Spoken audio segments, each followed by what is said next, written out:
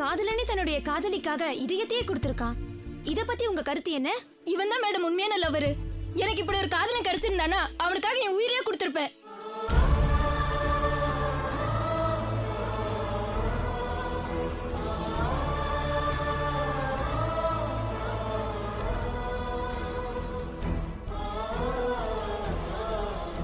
டேய் மச்சி, உன்னை என் ஃப்ரெண்டுன்னு சொல்லிக்க எனக்கு பெருமையா இருக்குதுடா.